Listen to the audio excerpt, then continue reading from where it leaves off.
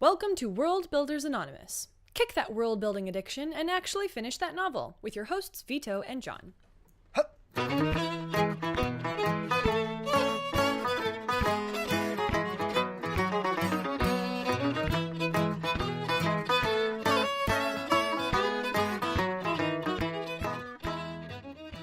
I forgot to solo, so I'm hearing. Oh, you record to the... Yeah, I'm recording inside thing? of the same project. I figured out a couple episodes back that's the easiest way to do it, rather than trying to line everything up all over again. Because I still have the audio files if I want them, but so I don't need to have a separate project for every single one. So fancy. I'm doing this in GarageBand. It's not the optimal. Maybe someday I'll get. I'm doing this in Audacity. It's open source and free, so don't complain. Well, I'm actually constructing the episodes. You're just recording. Oh, audio. that's fair. That's fair. I mean, I have Did I tell you the Logic, but story? it's just super overkill. What? Did I tell you the story? I was in programming class, and my teacher was like, I was complaining to him about Audacity. I'm like, oh, it doesn't do some things that I don't like the things it does very much. And he's like, oh, why don't you write your own audio software platform? I'll just go ahead and do that. Don't know how to do that. This is my first year. It's my first class. What are you talking You about? sure do have a lot of audacity there, Professor, to ask me something like that. Oh my gosh. We're getting started early today. Oh boy. Do a quick 3, 2, 1. Okay. 3, 2, 1, clap. Try again. Do you want to go again? 3, 2, 1, clap. Awesome, cool. That works. All right. So now. Whoa, before you start. Whoa, wait a minute. Uh, Do you hear the rain on my window? I wish I did. Okay, because it's loud and it makes me sleepy. But as long as you can't hear it, we're good. No, it never rains here in California. Never, ever, womp, ever. womp. It rains fire. I'm so sad. I'm so sad It all rains the time. fire from the heavens. God hates you. Hey, who knows? I might include all this. Well, I retract my statements. I'm sorry. Cool. Can I start now, Your Highness? You may start. Thank you, sire. Knave. Welcome everybody to World Builders Anonymous. Where The intro took care of itself. Took care of itself. There you go. You never know what you're going to get when you're doing our intros. Johnny is the king around here, and I am Vito, for the first time. lowly knave. Oh, boy. Although, given the subject matter for our world building seminar today, maybe I am more of the king and you are more of the knave. But we will see. Well, yeah, let's find out. We shall see. Okay, cool. Today we're going to be doing the first in what will hopefully be a series of kind of talks, I guess, episodes built around explaining everything you need to know about a certain topic to write your first draft. We kind of debuted this in a silly, joking way last week with our penguins and sharks debate / discussion. But that was not really, super serious. That was just, for fun. This is a serious topic. Wait, you mean for sharks today. and penguins wasn't serious? That was not serious. Oh, I get it now. Maybe you were serious with your shark wins. I'm dead serious about penguins at all times. For those of you, you need to check out our Instagram because Johnny photoshopped a shark's head on a penguin and actually did a really good job with it. Well, I must confess. Did you not make that? I did not do it myself. Oh, man. Oh, that's I disappointing. am not skilled in that way. I'm far But less impressed with you go to our now. Instagram anyway, World Builders Anonymous, to see it because it's really great and it's kind of funny. So do that anyway. Nice. Yeah, I guess so. I guess you could do that. Okay. I can hear your disappointment. I'm sorry. It's whatever. It's fine. I did take that picture of the knights facing each other down. So Did you? Yes, I did. Oh, that's impressive.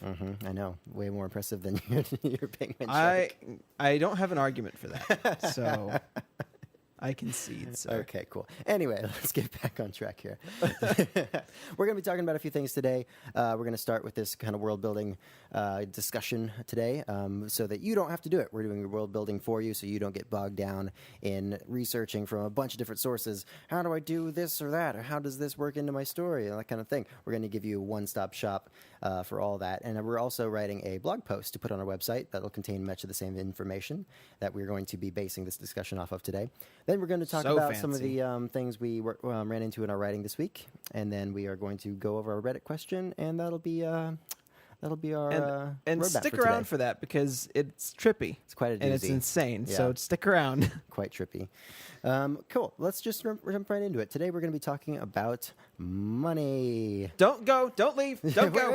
Stay with us. Stay with us. It's cool. Everyone loves money. Everyone loves money. But No one likes talking about money, though. that is kind of true. But you will today because it's fun and It's interesting. super fun and interesting. For those of you who don't know, I have kind of a pet Obsession? I guess, yeah, in economics. You might say economics is your penguins. Economics is, to me, what penguins are to John. That is kind of true. I probably won't even call any attention to the fact that my audio stopped recording there for a second. Yeah, we can work around it. Unless I want to include this little bit here. I don't know. We'll see. I don't know. You never know. Anyway, but yeah, economics is a subject that's fascinated me for a while, and I think I know a good bit about it, enough to at least give you all you need to know for your first draft about how to create a currency. So, why might you want to create And of course, I join you as the clueless idiot who has bad ideas and can teach you by example. Well, Johnny's a good case study in what not to do in making your money. So Thank you, sir. We'll get to that in a second. I'm just kidding. Kind of true, though. Only a little bit. But yes, so why would you create your own currency? Why would you make something interesting as your currency? Well, say you've created your empire, you've created your realm, you have your system of government, you have your different countries that have, their different, cultures and systems of government, and your characters go to a market in one of these countries, and they find a magical artifact that they want to purchase, and they ask the shopkeeper how much it is, and the shopkeeper says, well, that'll be 1,000... because you forgot to name your currency. Gold dragons. Gold doubloons. I mean, gold. Some sort of gold coinage. Yes, some generic piece of gold or something with a Gold cool dragons name. is my favorite. I man. think I don't remember what book that was in, but it's like, oh, that'll be 5 golden dragons. I'm like, that's a weird currency. And- that doesn't make any sense. And it is very often like it takes me out of immersion sometimes when the currency has a dumb name like that. That's just Yeah, like it feels so weird. generic fantasy, just gold. Because it's pieces just a that- gold coin. Yeah, that like have that's all like it is a gold coin. that have like a very tropish kind of name, like a dragon or I don't know, like a mark or something like that. Yeah, because that's not the way people actually communicate, and that's not the way things actually usually go. It's not like I'll pay you 5 George Washingtons for that piece of equipment. Like $5. It's what it is. Well, do you know how? This is kind of an aside. Do you know how the dollar actually got its name? I don't know how the dollar got its name, Vito. Why don't you tell me? Well, there was, I think, a Dutch guy who made these silver coins that were very pure and very reliable, and they were called thalers with a T. Dollars. And so eventually, over time, Dutch. one thing led to another, and and we call them dollars now, although it's a completely different thing. Anyway, Don't go. Don't go. don't go. Yes, so. If you want to create your own currency, it's good to know a few things about money in general, what its function is in society, and what makes a good money. If you don't want to have just a generic gold or silver coin, and even if you do want to have a generic gold or silver coin, it's good to know a few things. Like, for example, in general, you would never pay for a pint of beer with gold coins because they're way too valuable. It'd be like a pea-sized piece of gold. You'd have to have like such a small amount of gold dust to pay for a beer. Yes. Yeah. Which brings us to the criterion that make a good monetary commodity.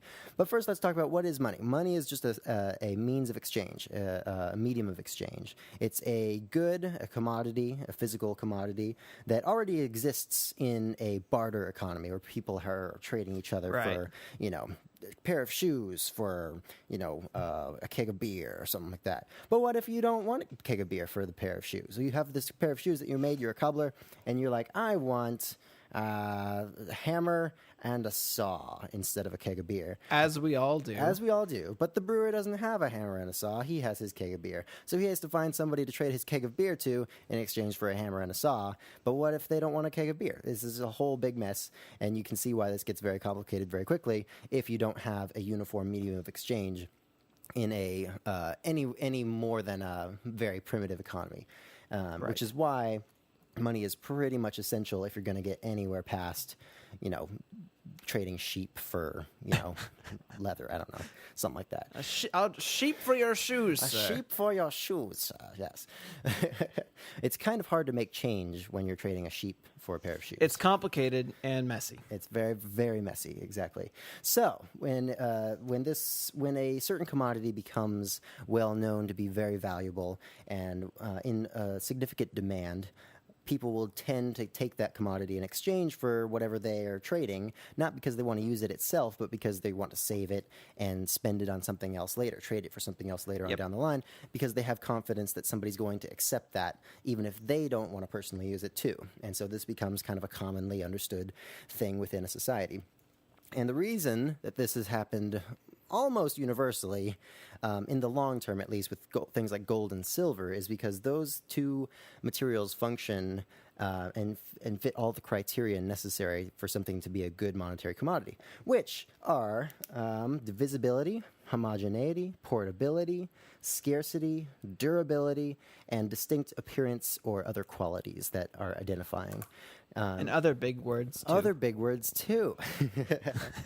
Well, let's go through them one by one. Divisibility. Why is gold good? It is very divisible. It's a soft metal that is easily cut into smaller bits if you want to make change, as it were, or something like that. Did you know, John, pieces of 8 are called pieces of 8 because they are coins that can be easily divided into little pieces, like eighths? Would it happen to be 8 of them? Yeah, exactly. Oh, fancy. I remember in the Lies of Loch Lamora, one of the lowest form of currency is they call it a clipped copper bit.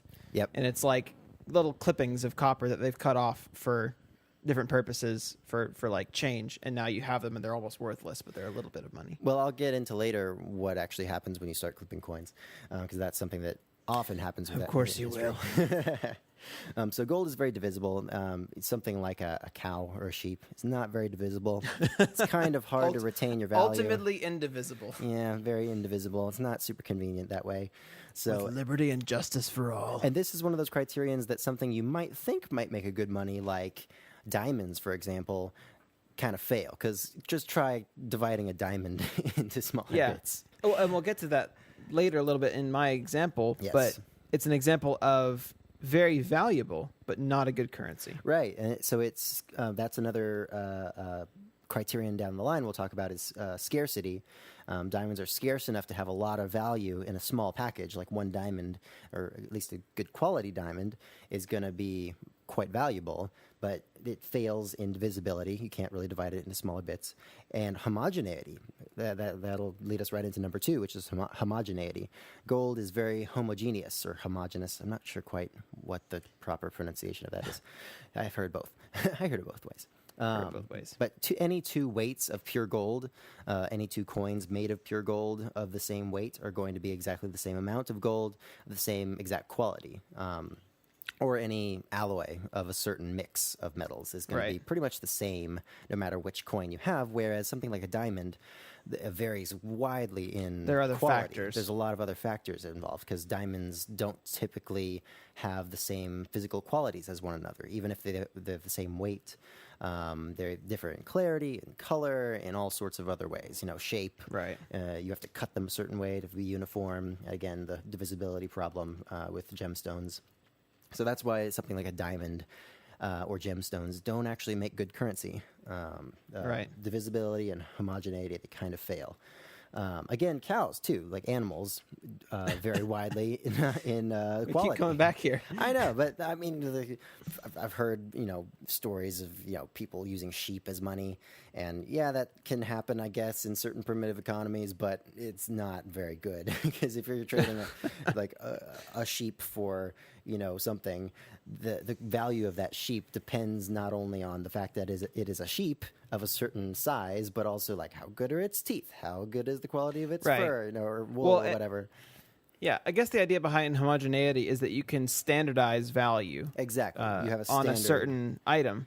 Exactly. A gold coin is worth this much, whereas you can never say a diamond is worth this much. Even if you say the size of the diamond or the weight, there are other factors that lead to a change in the diamond's value. Therefore, it's not a good currency to use. Yeah, if you have something that requires an outside opinion to determine like the quality of that thing, like a diamond, like you need a jeweler to actually tell you how much a diamond is worth. Whereas if you have a certain weight of pure gold or a gold of a certain known mix with another metal, you have a very good idea of how much that piece of gold is going to be worth, as opposed to a gemstone.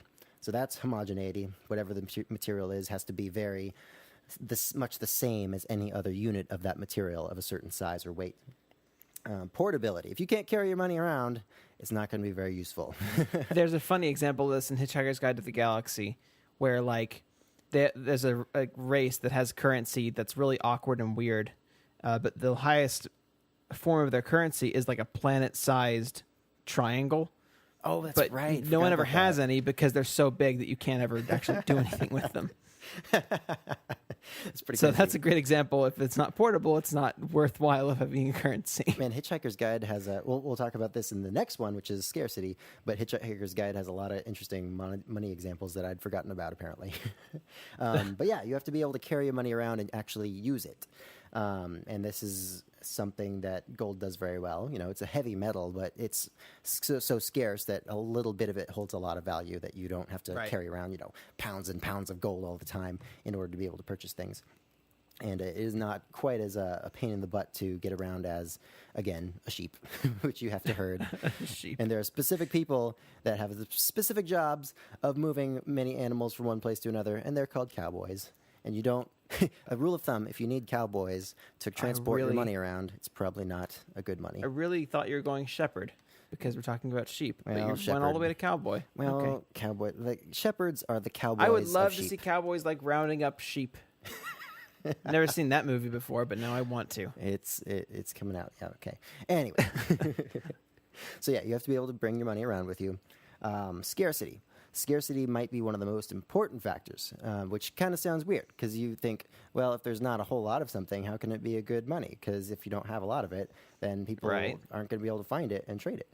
But there's a happy medium. It can't be so scarce that nobody has any, but it also can't be so abundant that it's just, you know, you can pick it up off the ground and then trade it with somebody else. Because why would they do that if they could just pick it up something off the ground too? Like pebbles. They can't use pebbles as money, and it's never been used as money because you can just grab a million of them no matter where you are. And anyone else could do the same thing. And so there's so many of them around that each one of them has very, very little value. So you'd need dump trucks full of them to actually buy anything, which is exactly what happens when hyperinflation hits a country like the Weimar Republic in Germany in the 20s, or Zimbabwe, or current-day Venezuela. Where you, like, have a wheelbarrow of cash to buy a loaf of bread. It literally happens. Yeah, people are, you know, wallpapering their house with bills because they're absolutely worthless. There's a video on YouTube you can look up right now in Venezuela. There's a guy who makes, like, purses and bags out of woven currency. And sells them for more money than the currency is actually worth. Oh, that's funny. It's actually really interesting. Yeah, if you have a hyperinflation, that can literally happen. Yeah. Which Hitchhiker's Guide to the Galaxy has an interesting example of this one as well. So, in the Hitchhiker's Guide to the Galaxy universe, Earth is not actually inhabited by humans. It's like a race that looks like humans, but they actually came from a different planet. And when they first get to Earth, they're idiots. They're all idiots. That's the idea. And they're like, oh, well, what should we use as money? Oh, there's lots of leaves. We'll just use leaves as money. And then they realize there's a really big problem with inflation of the currency, so they start burning down the forests to deal with inflation. Which is an interesting way to illustrate that point, for sure. Well, here we are, though. But also that is mistaken because people don't just choose a money out of nowhere. It has to be something that's already in circulation and useful and valuable for other reasons so that people will start demanding it. Because you can't just say, okay, I'm going to use, you know, this piece of paper as money now. It's like people would be like, I don't want that piece of paper. Nobody else really uses that paper, and I don't want that. So it has to be something that's already in use and valuable for another reason if you're going to have it be that way. Down the road, paper can become money, as we know, because eventually you have people trading basically receipts for certain amounts of gold or silver. that come from banks. So the bank will give you a receipt when you do your deposit, give them a little bit of gold, and they'll give you a piece of paper. It says, the holder of this thing, this piece of paper, is entitled to 2 ounces of gold when they return to the bank, and they can take it out whenever they want. So people end up trading those pieces of paper, basically receipts of ownership, over the gold or silver instead of the gold or silver itself. And then the government's like, I think I can get in on this a little bit. Why don't we just issue our own pieces of paper and tell people they can get some gold if they give the pieces of paper back to us? And then eventually they're like, we don't actually have to give any of this back to them. They're already using these pieces of paper, so we're just going to say, now paper is money. Cool. Awesome. We're going to keep all the now gold. Now paper is money. Now paper is money. And that's how you get fiat currency, which is what we have now. Pretty much everybody has now. Pretty much everybody has now, yes. It's a party. We're mostly talking about money in a pre-industrial society, because post-industrial societies typically don't have currency-based monies anymore. But most of our stories in a fantasy setting are not going to be post-industrial for the most part, it seems like. But yeah, so last two criterion for effective monies is durability and distinct appearance or other identifying qualities. So as far Which as is kind of... Well, those are mostly self-explanatory, but go ahead. Yeah. But actually, this is interesting because gold is actually, this is probably the durability is the weakest criterion for gold. Oh, sure, yeah. Because gold is actually a very soft metal. Although it is actually very good in another way, which is something we'll talk about here in a second, but it does not corrode almost at all. Like, it's almost impossible to get gold to react with anything else. So it'll last for, hundreds, if not thousands of years, even like underwater and seawater, all that kind of stuff. Right. So that is actually something that makes it quite durable, but it is very, very soft. So often you'll have alloys of gold with other things in it, which you mentioned in the Lies of Lamora. They have a white gold coin. Yeah, they call it white iron, but it's kind of described as white gold. Yeah, that's interesting. Yeah, so that's why you have alloys of certain metals oftentimes used as coinage, because pure gold and pure silver are not the most durable of metals. Right. So yeah, and of course, distinct appearance or qualities. This is not just appearance, but also a known weight. So that's why metals are really good as money, because a certain amount, a certain, I guess, volume of a metal is going to have a determined weight no matter what, if it's a given purity of that metal. So if you have a gold coin of a certain size, you know exactly how much it should weigh if it's pure gold. It's pretty hard to fake that. Fudge that. And also, the whole thing with people biting a coin to see if it, if their teeth leave indentations in it, and that kind of stuff. Not quite. Yeah. I mean, that's something that's an identifying characteristic of certain metals. Right. If it's too hard, it's not right, that kind of stuff. This is fool's gold. This is fool's gold. And that is another thing about diamonds is they are very difficult to determine the quality of. Again, that kind of plays into this if you're not an expert. Or is this just a piece of cut glass? I have no idea, sort of thing. That sort of thing. Does it break when I smash it? Right, exactly. That's my evaluation technique. So given all these criterion, we see why gold and silver are the stereotypical monetary metals, because they function the best as a currency based on these criterion that make a useful commodity. Why might something like, I don't know, John, say iron make poor money? Well, why don't I talk about that? I think I may have mentioned this a few episodes ago, but in my world, I was doing some world building when I was first thinking of my story. And one interesting element. Okay, so I think the Easterlings from Lord of the Rings look super cool. Like, their armor is so neat. Like, the layered scale copper plates that make up their armor, I think, are really cool. And I kind of wanted to have something similar in my world. So I wanted the primary metal to be copper and or bronze. And that leaves you with a question. Are you pre-iron or are you post-iron with a reason why people are using bronze and copper instead? And I didn't really want to be pre-iron because I wanted there to be iron, just I didn't want them to be using it. So the reason I came up with that is that iron is very scarce. It's very expensive. The geography and geology of the world is not conducive to a society that uses predominantly iron. Instead, they use predominantly copper and bronze.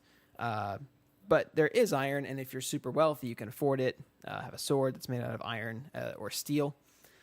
But the regular person, the regular soldier, would have bronze equipment because that's much cheaper, and you don't risk anything by like losing it in the battlefield or something like that.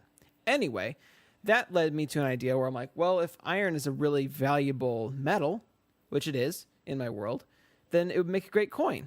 And I was telling Vito about this, and he looked at me like I was insane and laughed at me and told me to go home. So not quite 100% accurate. now let's see if I can pass the test. So it doesn't fit well, in our world, it doesn't fit the scarcity requirement. In this world, it does, but it doesn't fit, one, the durability, because it corrodes so easily. Mm-hmm. Right. And it doesn't fit the divisibility very well because it's not easy to divide. It's very hard. Although I would say any metal is fairly easily divisible in a relative sense because you can melt it down and cast it in different shapes and that kind of stuff, you know. But I think the biggest issue was that it just doesn't make sense to have it as a currency. Like, you're using it for functional things. Why would you have it? And that's a coin? good point. Like that is another factor that might go into this is kind of usefulness for other purposes. Like if something is so useful for other things, like, you know, weapons or tools and that kind of stuff, it might be unlikely that people would use it as a monetary currency, you know, or a monetary unit, rather than in its useful functions for its own properties. Yeah, you know? That makes it curious why they used to use salt as a currency back in the day. Yeah, I mean, you can still have, because gold is still useful for other things other than money. I mean, not only for jewelry, but also for industrial purposes and that kind of thing. So it's not like you can't have your monetary commodity used for other things in this world. It's just that its price is going to be way higher because it's used as money as well as for its other purpose. And so it's going to be a lot, you know, you're going to have to balance that essentially. So if you want to use, say, iron for a sword, you're going to have to essentially get money in order to make that sword, you know?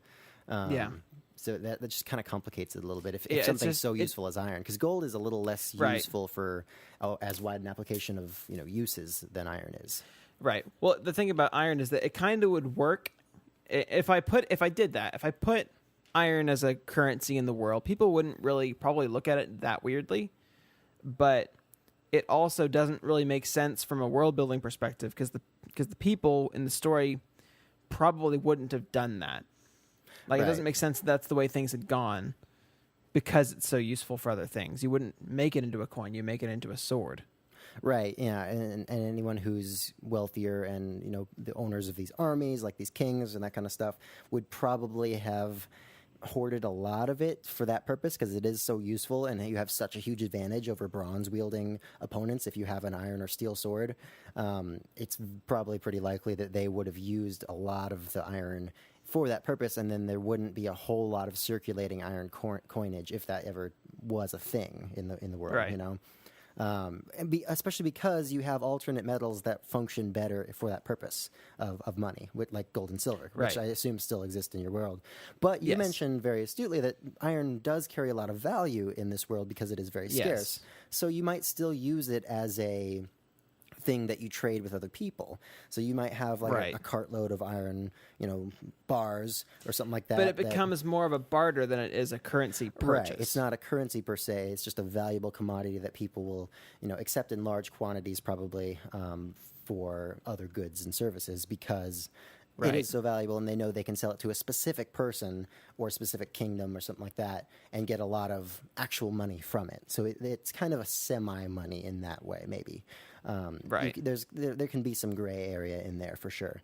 And there's things like money substitutes, which would be like the receipts for deposits that I talked about. That's a money substitute, something people trade as though it were the money, even though it's not itself the money. But in this case, with the receipts, it's something that you can trade back to the bank to get the money. So it's still kind of the same thing. And iron wouldn't be quite that way in your world, it seems like. It would be more like just a valuable commodity that might be traded in exchange for other valuable commodities, you know. Probably in large quantities for the most part, too. Right. But yeah. Well, you might... What?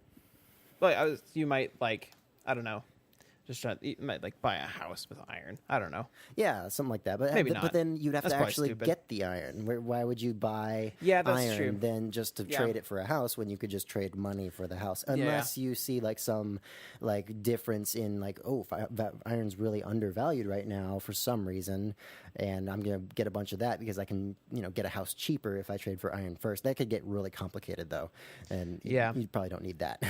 Well, yeah, I think I'm still thinking of it in that regard too much as a currency. If I'm thinking about still actually buying things with it specifically. Yeah, I love the idea of having it be a scarce resource, scarcer than in our world. It just probably wouldn't be used as money, both because it's Right. not very durable, it'll rust, and you're going to have a lot of the pristine newer coins kind of kept while people trade all the rusty ones because they're like, oh, this one's not very good. I don't want that. I want the pristine, nice ones. And then, of course, just doesn't last very long. Plus, it's too valuable to really be used for that purpose when there's so many other things to do with it. So yeah, I think it always kind of comes back to gold and silver in the long run. But in the short run, you can have certain other commodities be used as money, even if they're not perfect, even if they Right. fail certain elements of the list we went over, because at certain times in history, things like whiskey or tobacco, dry tobacco, grain, shells, all those things have been used as monetary, commodities. Mostly because it was either before gold and silver were readily available, before we had the technology to actually mine them and refine them, or because in a certain area for a certain period of time there just wasn't a lot of it available for various reasons. There's a lot of reasons that might happen. I'll mention something like Gresham's Law in the article, and you guys can look that up if you want, but I'm not going to get into that right now because that's so a little more boring. But yeah, so you might have specific circumstances that lead to other things being used as money that might not be perfect in other circumstances, but since you are in particular are dealing with a large empire that's kind of still at the height of its power, it wouldn't really make sense to have any of those things functioning as money, it seems like, at this point. Even if there's a lot of other valuable things that are, bartered, just like anything else, for sure. But as coins in general circulation, it doesn't really make sense for anything other than gold or silver at this point, really. Or maybe copper, Right. too, if copper is like but it seems like copper is pretty abundant in this world, too. It's fairly plentiful, yeah. Yeah, so it might be like a small, value coin, like a penny. It'd be very or small, half yeah. penny or something like that. Yeah. This is good stuff to know, though, because, when you're thinking about your worlds and stuff, you can, like we talked about at the very beginning of this, you can have, it's I'll give you 3 gold dragons for that pint of ale. Or you can have, whatever like that you want to. But it can lead to people kind of falling out of immersion.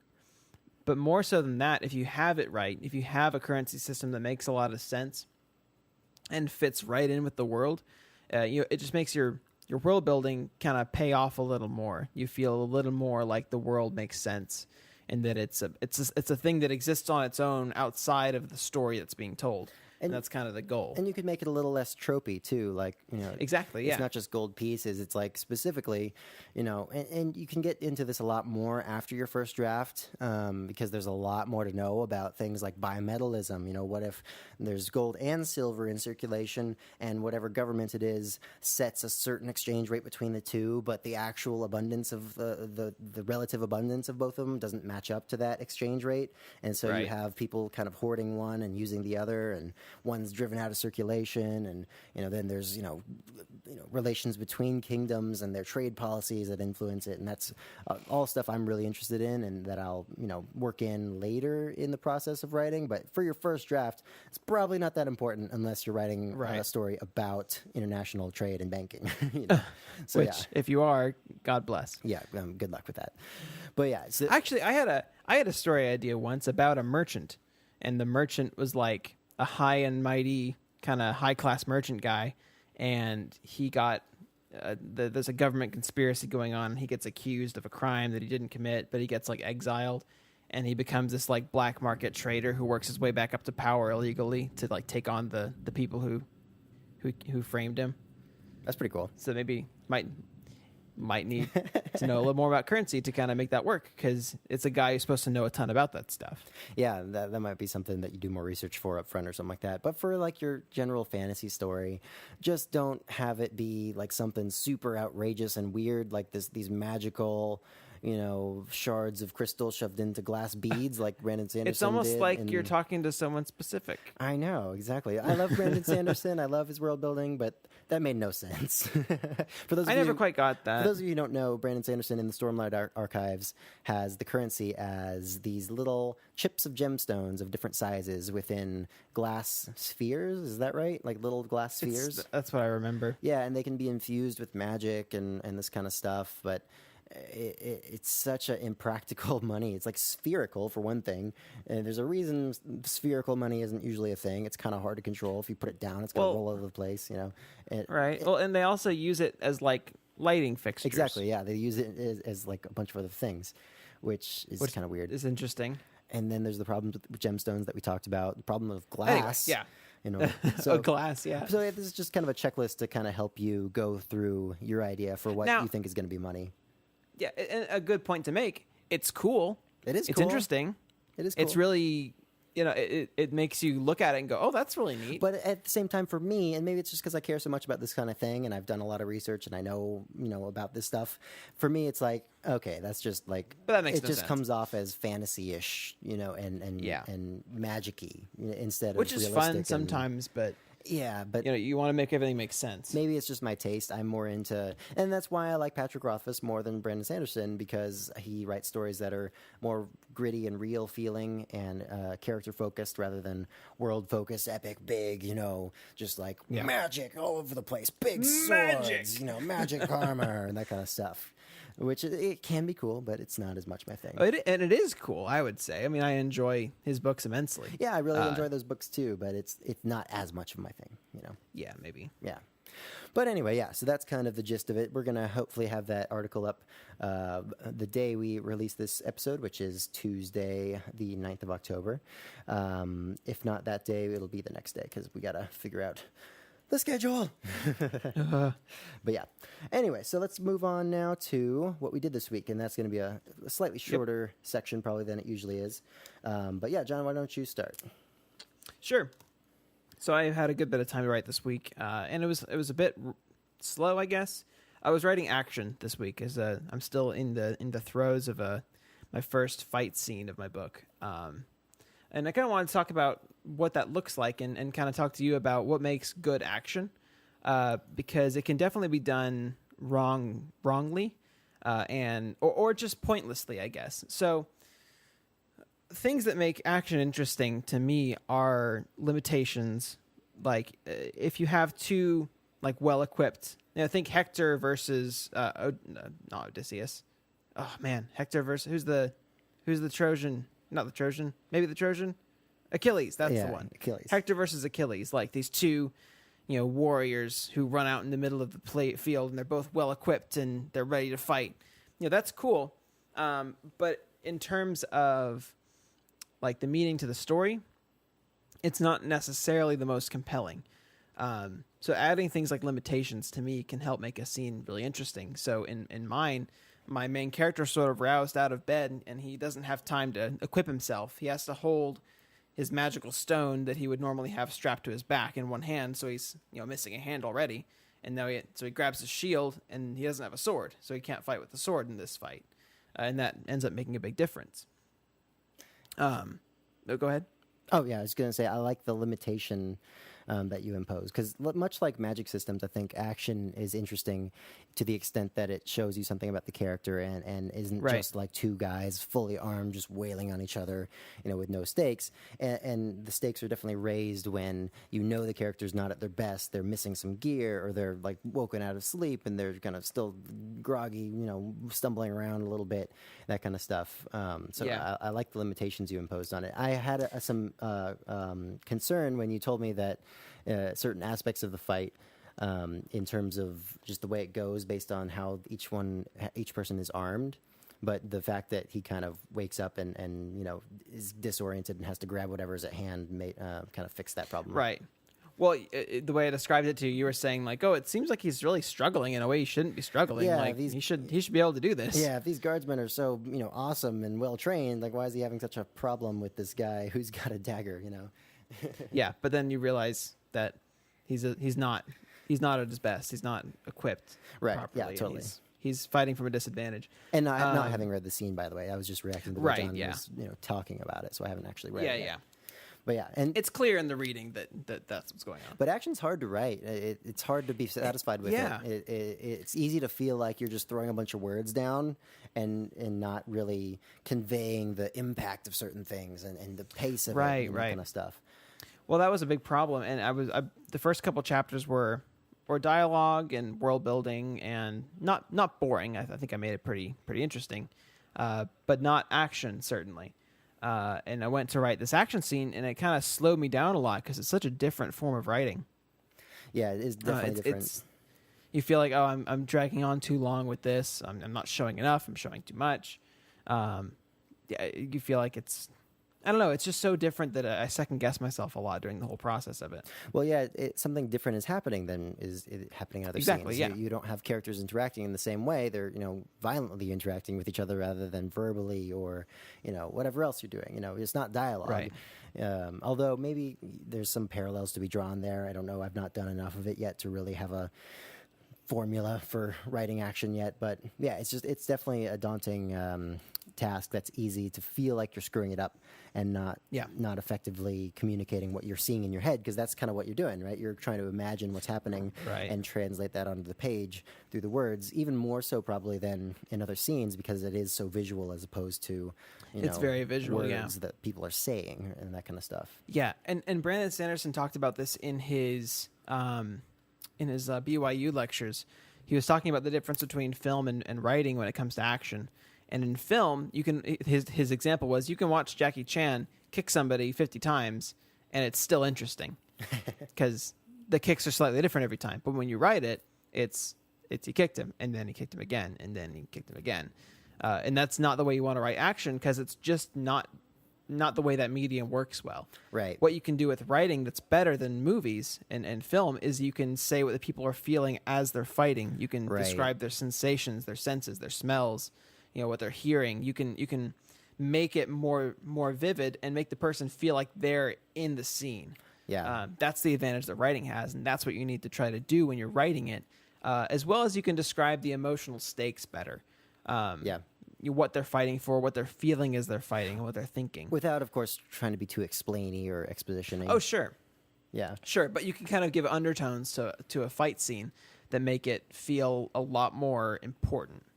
Yeah, definitely. The way it seems to me when I think about it is the fight scene at the end of the Phantom Menace is really cool.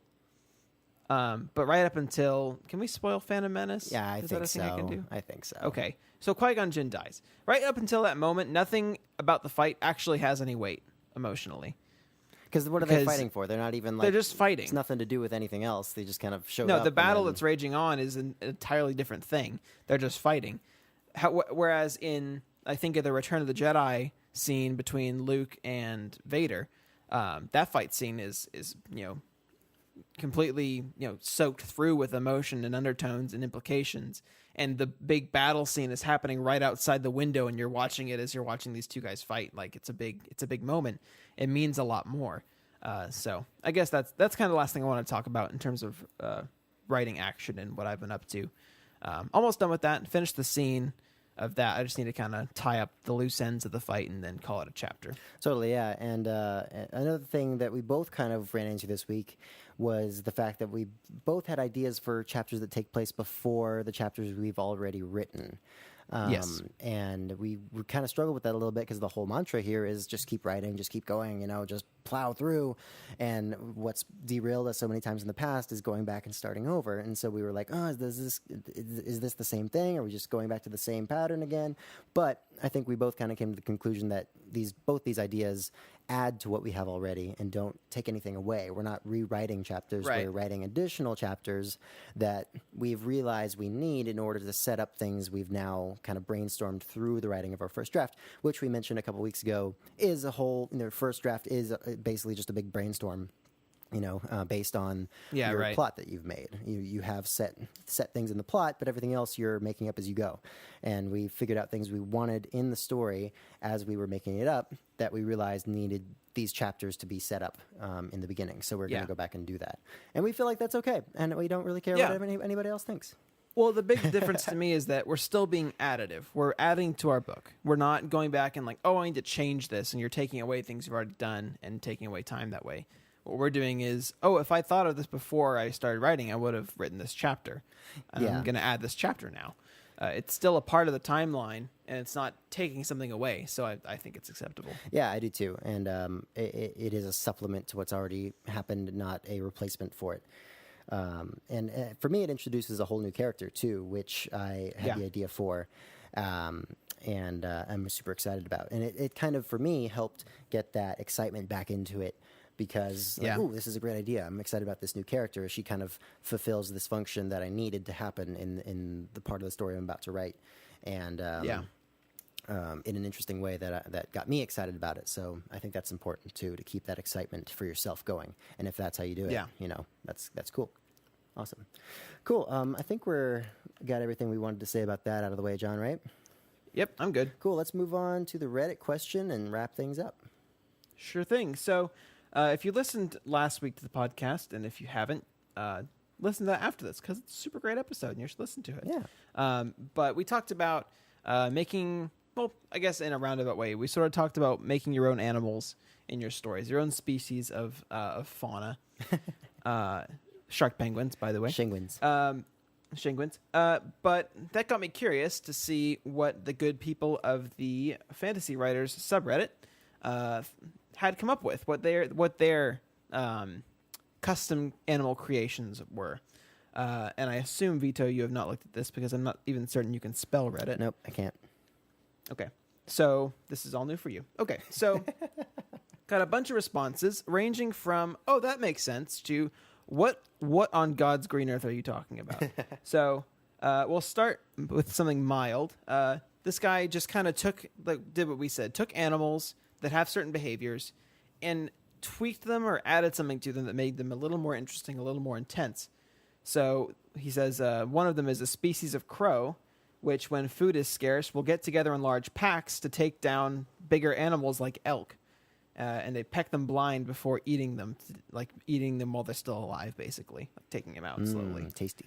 Which is, it makes you go, oh, I could see that. That's not way out there. And it's interesting. And to an extent, if you're going to do that, for me, like just use something that already exists. If you're just kind of reskinning it, if you know what I mean. Yeah, right. Like in Minecraft, you have the same character, just different skins. Like it's kind of, you function the same way no matter what. If it's functioning the same way, is there really any point to giving it a new name, essentially, and then having it be basically just a wolf, Right. The next one is by the same guy. I'm going to apologize to my wife before I start this. No. Because there's a spider involved. No. But this guy says a bioluminescent spider that lures insects into its web by attracting them with its own light. That's cool because that's something that already that's exists cool. that you added something to. Yeah. Right. You took two elements that exist in the world, combined them, and then you go, oh, wow, that's really neat. Yeah, that's interesting. And then we're going to jump right into a what on earth entry. Wolves with the hands and faces of lost children. When they eat you, they hold you still and they take small bites. That is horrifying. I just read that and went, what? That sounds like something from The Witcher, actually. Or like, it reminds me of like the giant dogs in Hunger Games, but like 10 times worse. Another weird one. A giant bipedal toad-like creature, 30 feet tall, that stuffs people into its neck and crushes them while they slowly decay. Into its neck? Also, it shoots out tendrils from its hands into host bodies that are still alive and releases thousands of babies into them to eat them from the inside out. That's terrifying. Why Not would to be you do trifled that? with. Why would you do that? Again, that's the kind of thing, it's a great napkin idea, Like if I saw that in a book, though, I'd go, I don't know about that. I don't know. Why is that a napkin idea? Like, it's something you sketch out on a napkin and go, oh, that's so cool. Oh, I see. Yeah, totally. But in actuality, it's just kind of like... In actuality, it's weird. Like, I don't know about why? that. This one's one of my favorites because it's so funny, and I could totally see it in a Hitchhiker's Guide to the Galaxy kind of thing. So this one's called the Corphus. It's a completely useless animal. They're about the size of a small squirrel, but shaped like a beaver. They're generally obese. They can hardly run. They spend their days eating small herbs with dozens of their best friends. They have one redeeming quality, which is their defense. When they feel threatened, they panic, and they have a magical ability that activates. A nearly impenetrable, lighter-than-air bubble pops into existence around it. And they like float up in the bubble? Yeah, they float up, and when one does it, it causes a chain reaction where all the rest of them around do it. And so when one does it, like 100 little tiny obese squirrels just float up in the air inside these little bubbles and with no means of controlling their flight. And they just kind of bob around for a while until they float back down. I love that. I think that's hilarious. That's so good. That's really creative and funny. And this is when it gets totally Hitchhiker's Guide to the Galaxy. He says, outside of that, their meat is delicious. And the gland inside them responsible for the bubble is a great hit as a children's toy around the world. Oh my gosh. Then you're like, oh, that's totally Hitchhiker's Guide to the Galaxy. That's very That's Hitchhiker's awesome. Guide for sure, yeah. That's my favorite one. That's creative. That's funny. It contributes to the tone of a story. Oh, that's great. Yeah, I like that a lot. That's so good. That's awesome. I'll just do like one or two more. There's a bunch of them if you have time to go look at it. But one person said like, and this is one of the ones that's like, this is a bit too fantasy for me. Like creatures made of chaos energy. Ooh. Don't have minds of their own, but they're Chaos malleable energy. by necromancers. Oh boy. The fact that you even have something called a necromancer in your story. Or chaos energy. And chaos energy. I've already lost interest. Post-apocalyptic fantasy mix of crocodiles, spiders, and owls. Okay, weird mix. They have big feathery front limb wings with like crocodile head and spider eyes. Like it's a ungodly amalgamation of horror. A friend of mine at church draws really well. He's an animator, and he created a creature that is like a big fat seagull looking thing that has a very bony rear end and has a very dense bony rear end, and it can barely fly, but it'll fly up real high, see something on the ground, and then fall butt first and crush whatever it is with its bony butt. That's great. And that's creative. That's pretty cool. Yeah, and I'll end it with like a fairly normal one as well that is interesting, and I could see it being in a story. So it's called a runner, which is a bit of a boring name, I'll admit, but it's the size of a horse, but it's like it's a four-legged horse-sized creature with smooth skin, has paws, and it's very aerodynamic and sleek looking, kind of like a greyhound, I imagine. Has very long ears and a pointed snout, and they're the fastest runners in the world. Fastest runners in the world. I guess just a creature that's kind of believable. Looks like a big cat-like horse that runs really fast. Yeah. Why not? It's kind of cool. Go for it. Yeah. I want to ride one. I'm going to ride you into battle.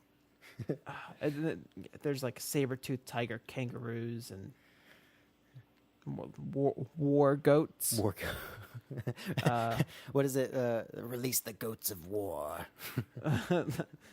What is it? Cry havoc and release the goats. I think so, of yeah. war. Cry havoc and release the goats of war. Yeah. So there's a bunch of weird stuff on there that I thought was pretty interesting. That's kind of fun. So if you get a chance, go check that out on the Fantasy Writers subreddit. You can probably find it through my profile, WBA_podcast.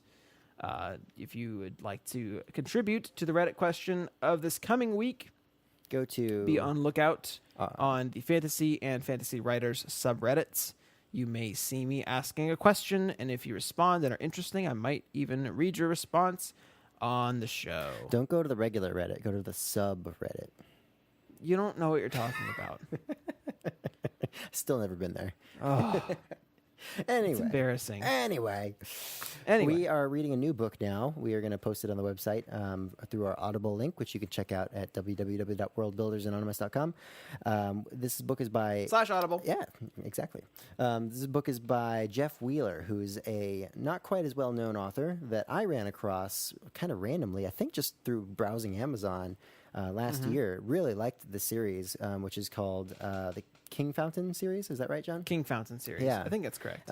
Really, really good character-driven fantasy. Smaller scale, less world ending, more just the fate of these individual characters and their kingdom. Right. Really well done, though. Really enjoyed it. Highly recommend. John is reading it right now. I'd never heard of Jeff Wheeler until you told me about him, and I looked up and found the first novel that was recommended to me to read was called The Queen's Poisoner. It's the first one. The first one in the King. The first Found one in the King Found series. Yeah. And it's really good. I'm really enjoying it. I blazed through the first. It's one thing I love about it is that it's not a 30-hour audiobook or a 40-hour audiobook. It's a 10-hour audiobook, which is so much less daunting. Yeah. It's no Brandon Sanderson 50-hour long audiobook. Well, I looked at The Way of Kings in my Audible library, which I've listened to, I think, twice. So, it's not that I'm not willing to, but man, that 40 hours is intimidating. It's a long But it's a shorter book. It's not an epic fantasy. It's more of a character-based sort of fantasy story. It's about 10 hours on Audible. I'm more than halfway through it. It's really good. I would definitely recommend checking it out. And once I finish it, move on to maybe some of the other books in the series, I'd love to talk about it with you because there's a lot of things I think he does really well. Definitely, yeah. Check that out at our website. You can also look us up on Facebook and Instagram. Please go to iTunes and leave us a rating and review. We forgot to, basically every episode so far, we forgot to ask people to do that, even though it's like the most important thing for a podcast is to have good iTunes reviews. If you want to support us, we do want your money, but we don't have a way to collect it just yet. So instead, we do accept as an alternate form of currency iTunes reviews. 5 stars, please. But there you go. They're not really homogeneous, divisible, portable, scarce, durable, or that stinked, but they still make good money for us. Full circle. Yeah, awesome. Cool. Full circle. Thank you guys for listening. We will see you next week. All right, bye. Happy writing. We still haven't gotten a sign-off phrase. We're still working on it. Hey, that's my second episode using happy writing. Well, maybe it's a thing now. Who knows? All right, guys. Bye. We'll see you. See ya.